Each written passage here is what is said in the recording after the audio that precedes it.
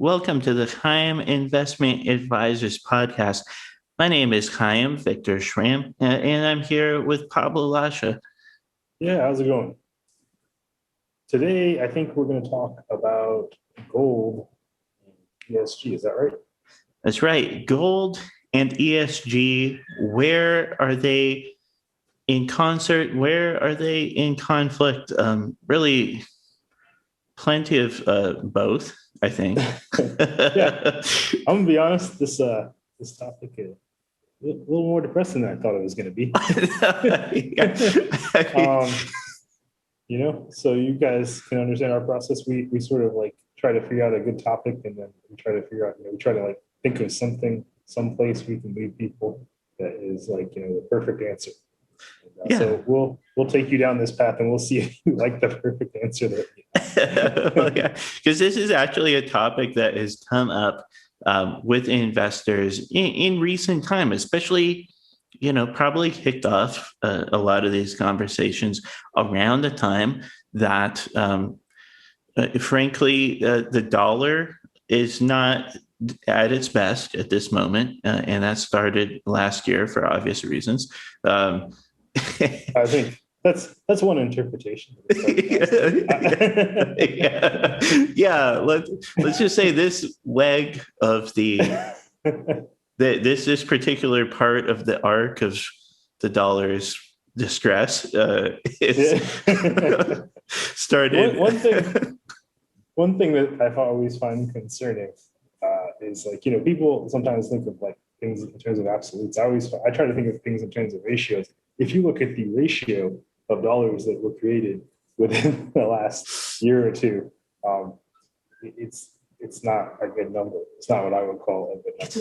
And it's a really shocking number. I can't remember off the top of my head. I read it in Bloomberg. I said, no, that's not true. It is true though.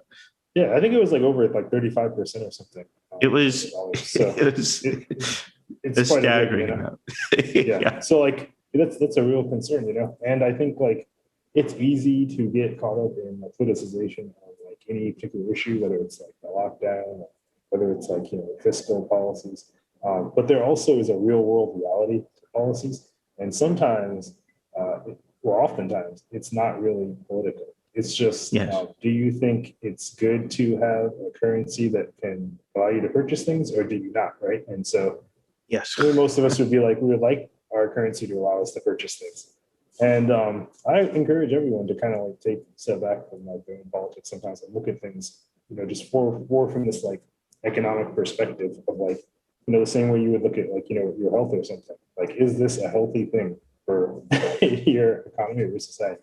This is sort of off topic. We didn't come to depress you with how much the dollar is worth or not worth. We came to depress you with your options in gold and ESG investing. So.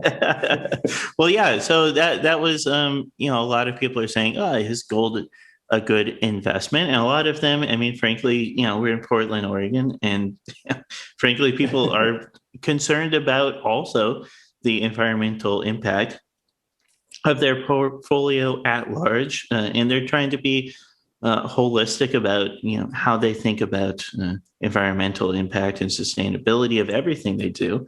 And so that's why gold and ESG is such an interesting topic to me. It's not something I see discussed very often. I kind of see most people who want to talk about ESG are talking about growth businesses. They're talking about value creation. No, here we're talking about stores of value in ESG, which are just across the board pretty problematic. It's just really hard to do it right. Gold is, to me, one of the more interesting ones, one of the more compelling ones, but it does have its problems. Yeah, no, I agree. I think not a lot of good options, but gold's going to be like one of the most popular ones. Yes. We can just give you a little preview. If you're thinking that silver or platinum are any better than the story we're about to tell you about gold, we would advise that you were not correct. So yeah, no, it gets going to find that there's a beautiful gets story worse. At the end of these other, exactly. So we're starting really with the cream of the crop. So why don't you tell us a little bit about? let's start with the good side. Let's start with the positive side of gold and ESG, which is that most of the gold that will ever exist in circulation, that is accessible to us, that'll ever be passed around, has already been mined, minted. It's in circulation right now. It's at least 80%. Except for space gold. Space gold is.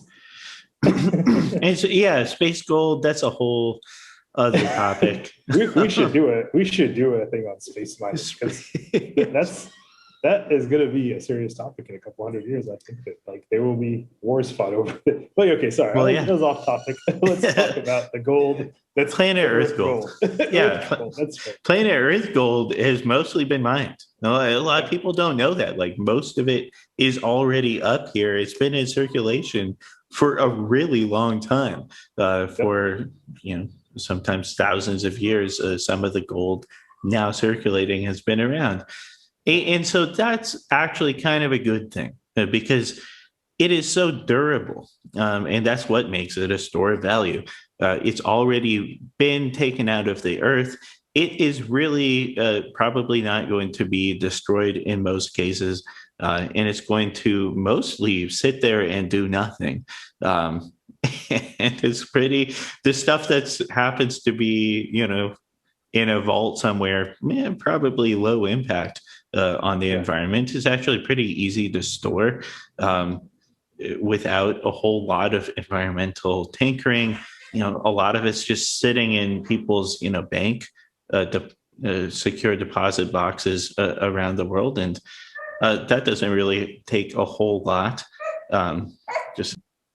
There's not a lot of extra storage requirements that would make it a really negative environmental impact compared to other things. So that's also good. And it has a lot of uses that actually can be positive for the environment. It can be used in photovoltaic cells. It can be used in computer technology and many technologies that service sustainable impact technology. So that's all actually pretty good stuff. And that's one reason that makes me think about it twice rather than saying, well, it's just terrible. People should avoid it entirely. That's my perspective on the, let's say, bull case for ESG. So I think what you said is spot on. And we were talking about this before, one of the things that, sort of makes it problematic, right, is that it's in such high demand. Anytime something is in high demand, it's going to be the subject of controversy. And why is it in high demand? Well, because it's durable, right? So when you're looking for, some store of value, some durability, some sort of way to store your investment, right? You were looking for something which is in fact going to be in high demand. It doesn't really matter what it is. It is going to be the subject of controversy. By its very nature, it'll be the subject of controversy. So that's one of the things. If you're no matter who you go to, what RI you go to, you should think about in your discussion is this is what I'm looking for, but also realizing that solution is going to come with its own set of controversies. So I guess maybe discussing a few of the controversies. Nothing too heavy at it. So the controversy, to me, from the ESG standpoint, you got all three, E, S, and G. There's some negatives. So we'll start with E, which is environment. It's really bad. It's honestly, it's one of the worst things that you could try to do is mine gold for the environment. About over a third of all of the industrial mercury that humans create and put into water sources, some of them freshwater sources and high water instability regions. That's all from gold mining, not just mining and broadly, gold mining in particular. Excellent. So what you're saying is we need to use mercury as our store of value. Yeah. Yeah, people will keep it bottled up when possible, unless they're mining the gold. Yeah, and then you can. Okay, so you bring up a couple of good points. I think, and even adding to that is something that we all sort of know. There's two factors here. I think that two things I think we all sort of know. One is that these places are likely to be developing countries, or not very wealthy countries. Yes. Often where this happens, and that carries with it its own set of sort of concerns about exploitation. And then the other thing I think for people to remember is like, when they're saying like, okay, so it's expensive to get this out, most of the gold's already out of the ground. Those things actually go hand in hand. So there's diminishing returns, which is probably another podcast we should talk about. The economic concept that people kind of understand in like layman's terms, but like I think that it can be articulated better. So there's diminishing returns in the sense that like it is going to always cost you more to get that last bit of whatever it is out of the ground. That's just, if it was easily accessible, it would already be out of the ground. So those are two concerns, like the costs, right? And then like maybe talk a bit about the economic factors and factors of possible exploitation for other countries. Yeah, the exploitation factors are also pretty bad. Part of it is some of one of the good things about gold historically has been it's really easy. It's super fungible. It's easy to trade one piece of gold for another piece of gold from anywhere. It really doesn't matter where it comes from. There's no way to even really know when it came out of the ground, when it was minted, whatever. It's entirely transferable. And part of it has to do with the fact you can melt it. And this is what makes it all so difficult in terms of the political implications. So let's say that you've got very exploitative human rights abuses being done in a conflict zone, which is real. That's really happens with gold, and not infrequently, given where gold comes from, broadly. Sub-Saharan Africa has had just countless struggles with this. So somebody could, mint a piece of gold from South Africa, and you might think, well, it just won't buy South African gold. But the problem is you can melt it. The platinum. But you or I could melt the gold if we really wanted to. And all of a sudden, it's not a South African mintage. It's just a piece of gold that we will get paid a lot for because it has the same purity. Hypothetically, we haven't adulterated it. And so, you can pretty much magically make something not conflict gold, which makes it very difficult. There's nobody that I know of really taking the step to say like, oh, we're going to only mint ethically sourced gold. That's not really a thing.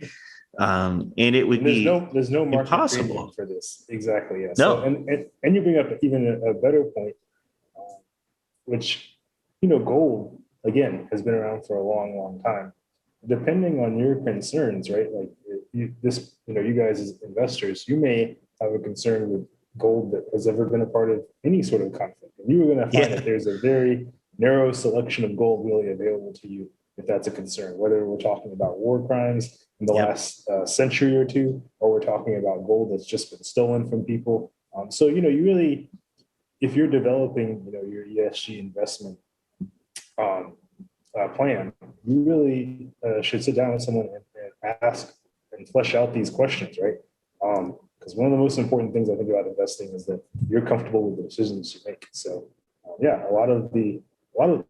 almost all the gold has been involved in some conflict. So, you need to like either put a timestamp on like when you're okay with the conflict, or try to find an alternative, which kind of, as we've alluded to already, there's not a lot of alternatives available because that's the nature of stored value, right? So things that store value are things that people want, and therefore are things that are going to be involved in controversy. So, and in a weird way, it also limits the future controversies that might arise from it. People are very protective of it because it does have value.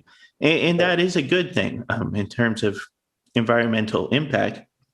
People are not even close to as wasteful with the gold that exists as they are with copper or with aluminum, which is, heavily abused and wasted and poorly stored on a regular basis because it's really cheap.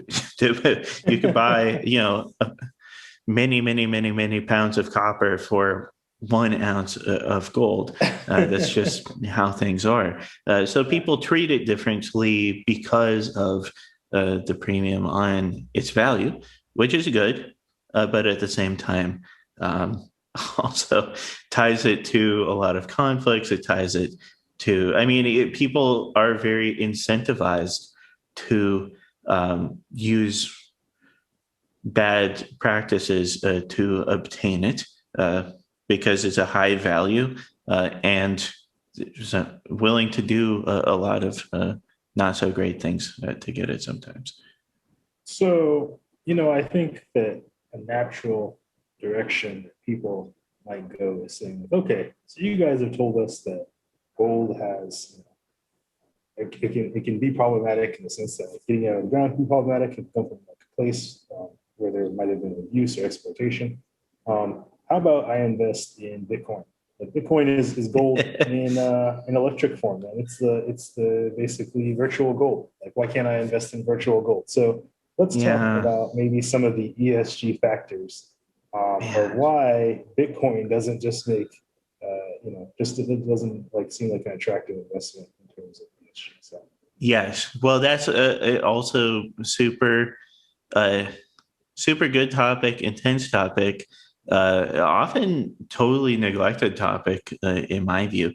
But what it takes to create Bitcoin is a lot of energy. It takes a lot of energy to mine the Bitcoin, to validate transactions. The whole process takes tons of energy, and the problem with that isn't necessarily just energy uses in general. We use an insane amount of energy in our civilization. That's true. But yeah. people are incentivized because of the value of Bitcoin to basically use energy sources at costs and in areas that it is not as good for the environment. There is no, premium on sourcing sustainable energy to create the Bitcoin, right? No one's building windmills to create their Bitcoin mining operations. Right? And in a lot of times you have people, in places where energy policy is pretty wobbly. Energy usually comes from burning fossil fuels in some form. And so they're burning coal or oil or whatever in places that are already environmentally in not great shape because they're emerging countries, emerging economies, and they're doing that just to get Bitcoin because those areas are usually pretty impoverished. If you happen to have the internet, you happen to have a computer, you happen to have energy, it's worth your while giving conversion to your native currency a lot of times to do it, to go out there and make that investment. I think it reached like $60,000 at Bitcoin or something. Yeah. 58,000 or something like that. So there's a strong incentive. So that kind of answers our cryptocurrency question. And, we already touched on the fact that we're going to have this problem with almost all the other precious metals because really it's a problem that the problem that you're trying to solve when you store value is the problem that creates the thing you're trying to avoid if you have, depending on what your ESG preferences are, right? Yeah. So, beyond just, doing what I think everyone should do, which is trying to make an appointment with a registered investment advisor. I happen to know a couple. But beyond doing that, what do you think, what kind of approach do you think people can have to solve this problem? I think the number one approach is There is a philosophy out there that I've heard many times, and I disagree with it for a lot of reasons, that don't own gold or silver or platinum, own the mining companies because they pay a dividend and they are an actual business with cash flows, which I actually just as an investment disagree with. I don't think, I think if you want to get involved with store of value, then don't confuse it with the metal mining industry, which Yeah, is, with a business, right? Yeah. yeah, it's a business that's often not even all that profitable. And for a lot of reasons, it's really difficult to run a mine well in modern times. And it was always difficult to run a mine. There are still Roman gold mines in the UK that are leaking toxic chemicals from gold mining during Roman times. so, Yeah, exactly. so it's always been difficult, but it's only got more expensive to do in modern times. And so yeah, the miners aren't a great business, but also the environmental impact. The real problem with gold is the process of getting it out of the ground, and how people are doing that, and that just continues to be a problem. It's going to continue to be a problem. So I would say number one, if you're into ESG, stay away from the miners, is the number one thing I would say. Yeah.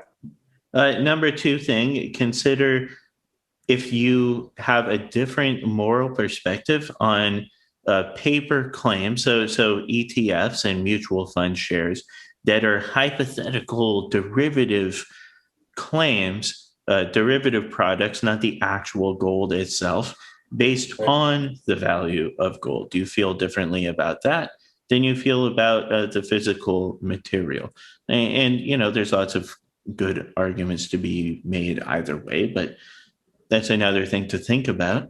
Uh, and yeah, I think I would say if you're really concerned about ESG and you want stores of value, gold is not the worst, simply because how little really is left to mine, and how little of that is even going to be mined at this point. So you're So mostly investing in something that already exists. And as long as you're clear about that line and kind of how you approach that, I think it can be done, thoughtfully. yeah, that makes sense to me. I think that's good advice. And then again, if it comes down to it, and you're not comfortable investing in gold, then you just need to be honest with yourself and build a plan that fits your ethics, right? So, yeah, I think that's probably sound advice. Well, yeah, Um, and store of value type investments are not always totally necessary to every portfolio. In fact, it's a relatively not often that I recommend store of value style investments. And store of value, just so people know what that is. Sometimes it gets confused with stable value. These two terms sound really similar, and sometimes are abused by people in the financial press. Store of value is something that does not actually do anything, it just exists. Its sole purpose is to have value and to exist. So it's not a business model, it's not a bond, it's not a debt, it's not an equity. You own it, but it does nothing. It just has value. And hopefully there it's like my are cat. although that might be cash flow negative. So That's it true. almost certainly is. So this is cash flow neutral, except for the storage.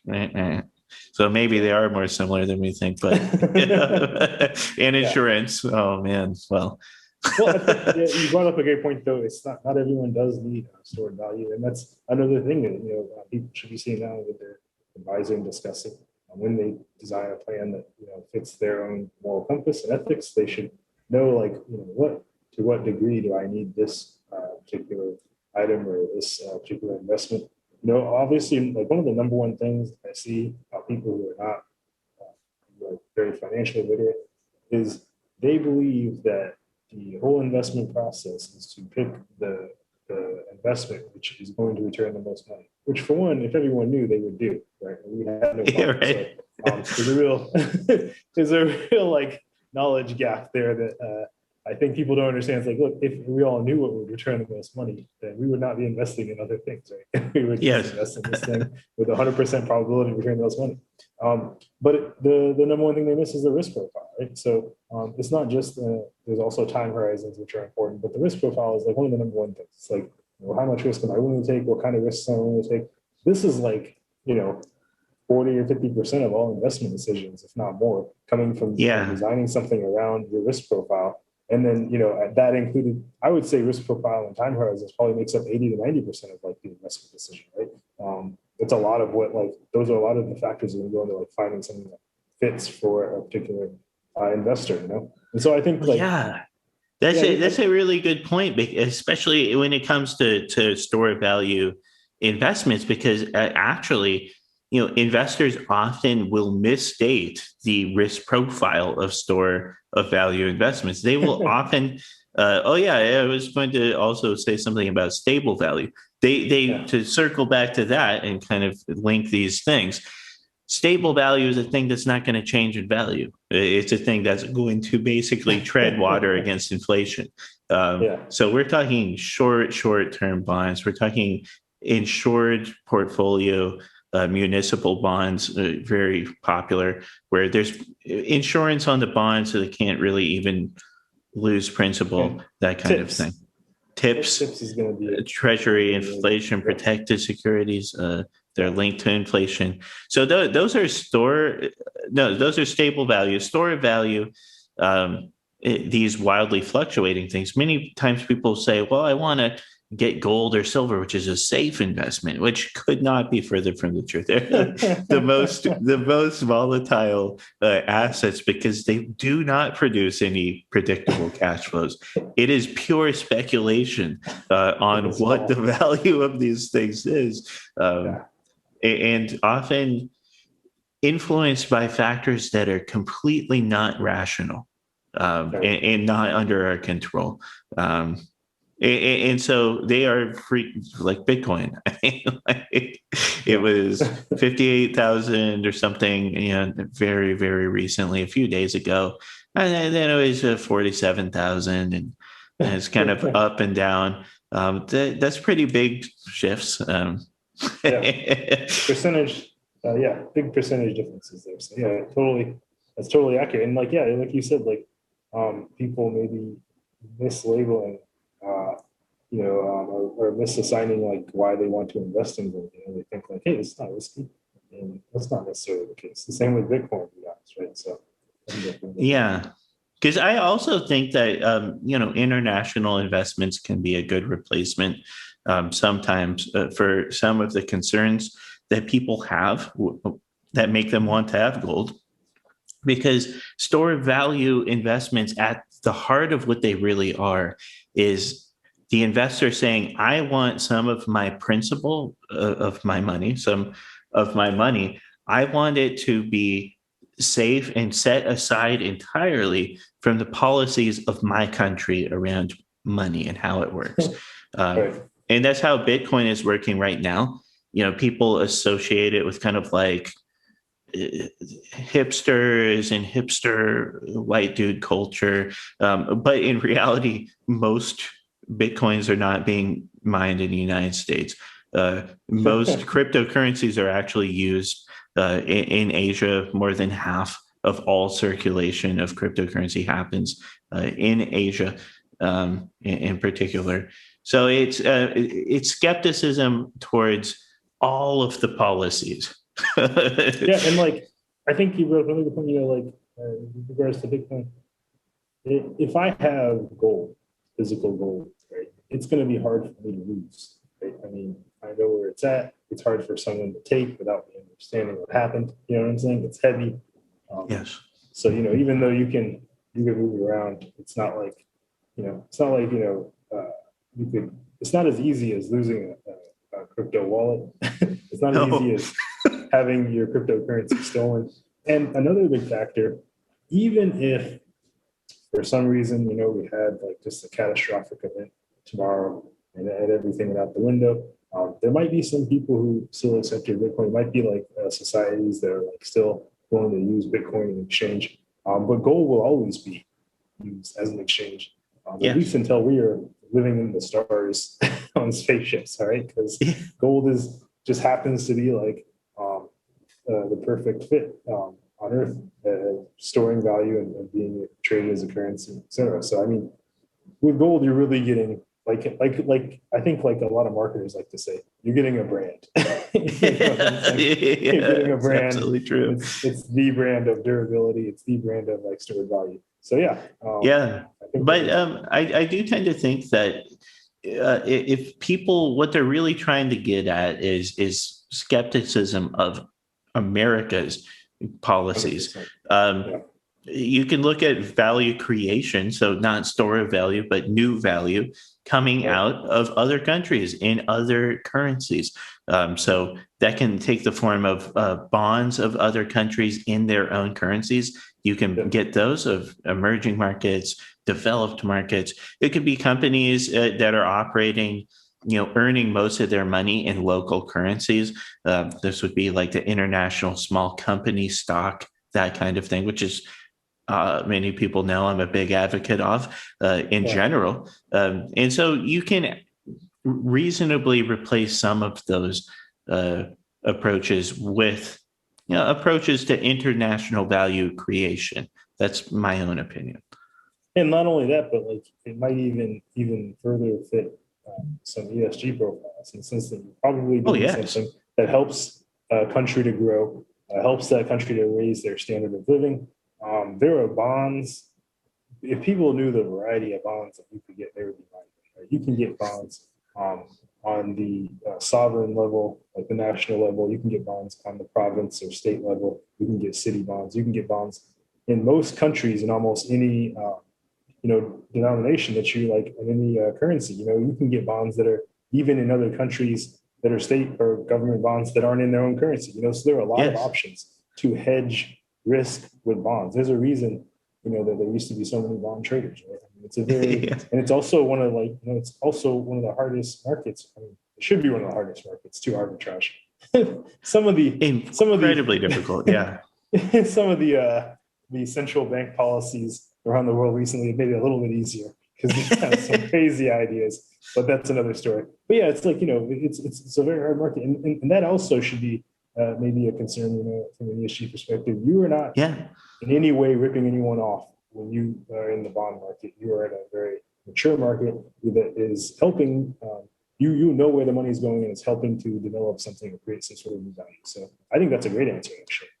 Yeah, because and that's also a great positive impact investment. If somebody is in ESG because they want to make positive impact, well, hey, man, there's a lot of places in the world that capitalizing their markets can make a massive impact on quality of life around the world, but also sustainability. A lot of the places that have some of the biggest challenges around sustainability are not necessarily choosing to live those standards of living. These are places that are just drastically undercapitalized. And that's the reality that they live in. You think about Nigeria, where, the internet costs 33 hours. If you want to have a month of internet, it'll cost you 33 hours of your working life. Whereas in America, it's 54 minutes every month. That's how much it costs to pay for it.